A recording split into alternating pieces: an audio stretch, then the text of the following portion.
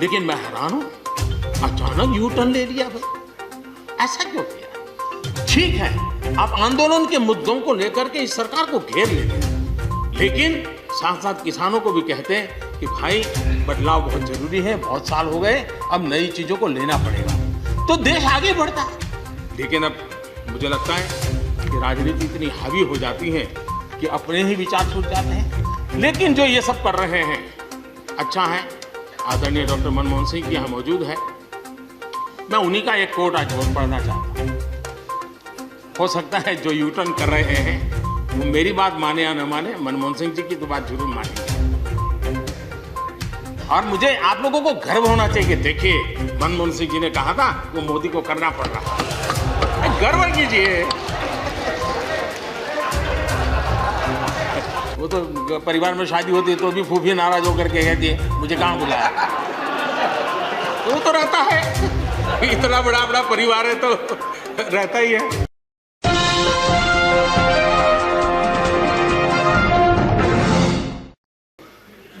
छोटे किसानों की परेशानियों से हर कोई परिचित है। समय समय पर उनके सशक्तिकरण की मांग भी उठी है। हमारे आदरणीय शरद पवार जी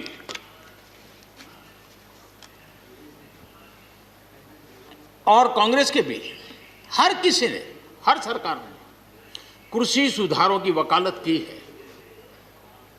कोई पीछे नहीं है, क्योंकि हर एक को लगता है कर पाए नहीं कर पाए अलग बात है, लेकिन ये होना चाहिए, ये बात हर एक की निकली हुई है। और आज नहीं, जब भी जो जहाँ थे सबने की हुई है। और शरद राव जी ने तो अभी एक बयान भी दिया कि भाई मैं सुधारों के पक्ष में हूँ।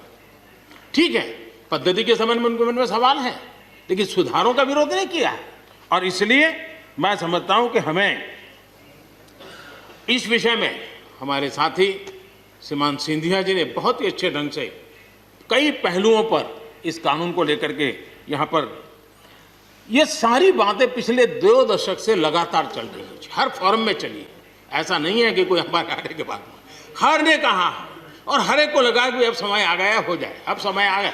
ये ठीक है, फुट स्टॉप कॉमा कोई इधर उधर हो सकता है, कोई ये दावा नहीं कर सकता है कि भाई हमारे समय की सोच बहुत ही बढ़िया थी। मैं भी दावा नहीं कर सकता हूं कि हमारे समय की सोच बढ़िया है, 10 साल के बाद कोई नई सोच आ ही नहीं सकती। ऐसा नहीं होता है जी। ये समाज जीवन परिवर्तनशील होता है। आज के समय हमें जो ठीक लगा चलो चले, आगे सुधार करेंगे, नई चीज़ों को जोड़ेंगे। यही तो प्रगति का रास्ता होता है जी। रुकावटें डालने से प्रगति कहाँ होती है जी। और इसलिए, लेकिन मैं हैरान हूं, अचानक यू टर्न ले लिया भाई, ऐसा क्यों किया?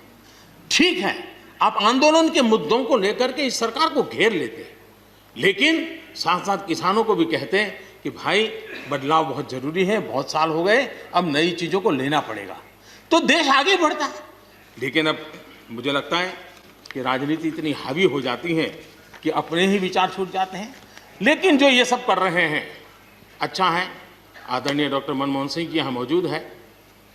मैं उन्हीं का एक कोट आज बहुत पढ़ना चाहता हूँ। हो सकता है जो यू टर्न कर रहे हैं वो मेरी बात माने या न माने, मनमोहन सिंह जी की तो बात जरूर मानेंगे। There are other rigidities because of the whole marketing regime set up in the 1930s, which prevent our farmers from selling their produce where they get the highest rate of return. It is our intention to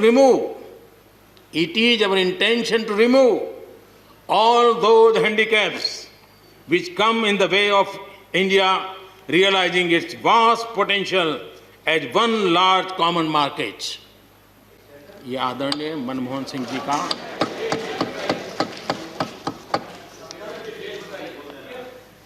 आदरणीय मनमोहन सिंह जी ने किसान को उपज बेचने की आज़ादी दिलाने, भारत को एक कृषि बाजार दिलाने के संबंध में अपना इरादा व्यक्त किया था और वो काम हम कर रहे हैं।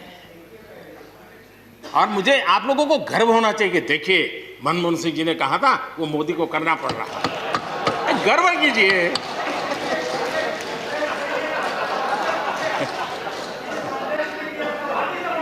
प्लीज प्लीज और मजा ये है कि जो लोग पॉलिटिकल बयानबाजी करते हैं उछल उछल करके, उनके राज्यों में भी जब उनको मौका मिला है, इसी में से आधा अधूरा कुछ न कुछ किया ही किया है हर किसी ने। यहाँ जो विरोध में दल है उनकी भी जहाँ सरकारें हैं वहाँ आधा अधूरा कुछ न कुछ तो किया ही है, क्योंकि उनको भी मालूम है रास्ते का रास्ता तो यही है। और मैंने देखा इस चर्चा में लॉ का जो स्पिरिट है उस पर किसी की चर्चा नहीं हुई है। सिखा दिया गया तरीका ठीक नहीं था, जल्दी कर दिया, इसको नहीं पूछा, ये रहता है। वो तो परिवार में शादी होती है तो भी फूफी नाराज होकर के कहती है मुझे कहाँ बुलाया, वो तो रहता है। इतना बड़ा बड़ा परिवार है तो रहता ही है।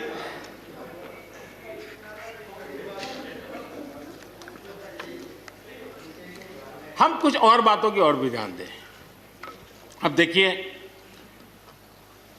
दूध उत्पादन किसी बंधनों में बंधा हुआ नहीं है, न पशुपालक बंधनों में बंधा हुआ है, न दूध बंधनों में बंधा हुआ। लेकिन मजा देखिए, दूध के क्षेत्र में या तो प्राइवेट या कोऑपरेटिव दोनों ने एक ऐसी बड़ी मजबूत चेन बनाई है, दोनों मिलकर के इस काम को कर रहे हैं और एक बेहतरीन सप्लाई चेन हमारे देश में बनी है। इसको हमने जो अच्छा है उसको, और ये मेरे काल में नहीं बना है, आप भी इसका गर्व कर सकते हैं, मेरे काल से पहले बना हुआ है, हमें गर्व करना चाहिए। फल सब्जी से जुड़े व्यवसाय में ज़्यादातर बाजारों का सीधा संपर्क रहता है, बाजारों की दखल हट गई है, इसका लाभ मिल रहा है। क्या डेयरी वाले, फल सब्जी खरीदने वाले उद्यमी, पशुपालकों की किसान, क्या जमीन पर कब्जा हो जाता है उनका, पशुपालन पर, पशु पे कब्जा हो जाता है? नहीं होता, दूध बिकता है, पशु नहीं बिकता है जी। हमारे देश में डेयरी उद्योग का योगदान कृषि अर्थव्यवस्था के कुल मूल्य में 28% से भी ज्यादा है। यानी इतना बड़ा हम एग्रीकल्चर की चर्चाएं करते हैं, इस पहलू को हम भूल जाते हैं। 28% कंट्रीब्यूशन है और करीब करीब 8 लाख करोड़ रुपयों का कारोबार है। जितने रुपये का दूध होता है उसका मूल्य अनाज और दाल दोनों मिला ले तो उससे ज्यादा है। हम कभी इस तरफ देखते ही नहीं है। पशुपालकों को पूरी आजादी, अनाज और दाल पैदा करने वाले छोटे और सीमांत किसानों को जैसे पशुपालक को आज़ादी मिली है, इनको आज़ादी क्यों नहीं मिलनी चाहिए? और इन सवालों के जवाब हम ढूंढेंगे तो हम सही रास्ते पर चलेंगे। आदरणीय सभापति जी, ये बात सही है, जैसा हम लोगों की स्वभाव रहा है, घर में भी थोड़ा सा भी परिवर्तन करना हो तो घर में भी एक तनाव शुरू है। चेयर यहाँ क्यों रखी, टेबल यहाँ क्यों रखा, घर में भी होता है। इतना बड़ा देश है और जिस प्रकार की परंपराओं से हम पले बढ़े हैं, तो ये मैं स्वाभाविक मानता हूँ। जब भी कोई नई चीज़ आती है तो थोड़ा बहुत रहता ही हमारे यहाँ, क्योंकि असमंजस की स्थिति भी रहती है। लेकिन जरा वो दिन याद कीजिए जब हरित क्रांति की बातें होती थी। हरित क्रांति के समय जो कृषि सुधार हुए, तब भी जो आशंकाएं हुई, जो आंदोलन हुए, ये वेल डॉक्यूमेंटेड है और ये देखने जैसा है। कृषि सुधार के लिए सख्त फैसले लेने के उस दौर में शास्त्री जी का हाल ये था कि अपने साथियों में से कोई कृषि मंत्री बनने को तैयार नहीं होता था, क्योंकि लगता था कि ऐसा है हाथ जल जाएंगे और किसान नाराज हो जाएंगे तो मेरी तो राजनीति समाप्त हो जाएगी। ये शास्त्री जी के समय की घटनाएं हैं। और अंत में शास्त्री जी को सी सुब्रमण्यम जी को कृषि मंत्री बनाना पड़ा था और उन्होंने रिफॉर्म्स की बातें की।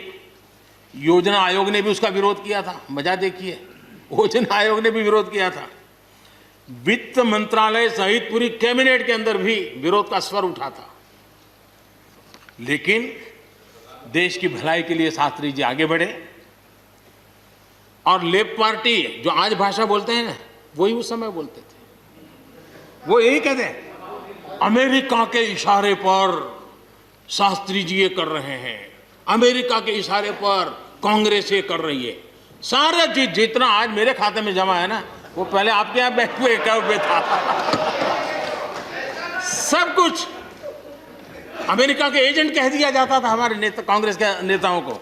ये सब कुछ लेफ्ट वाले जो आज भाषा बोलते हैं, वो उस समय भी उन्होंने यही भाषा बोली थी। कृषि सुधारों को छोटे किसानों को बर्बाद करने वाला बताया गया था।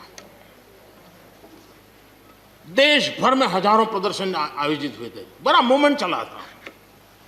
इसी माहौल में भी लाल बहादुर शास्त्री जी और उसके बाद की सरकार जो करती रही, उसी का परिणाम है कि जो हम कभी PL 480 मंगवा करके खाते थे, आज देश अपने किसान ने अपनी मिट्टी से पैदा की चीजों को खाता है।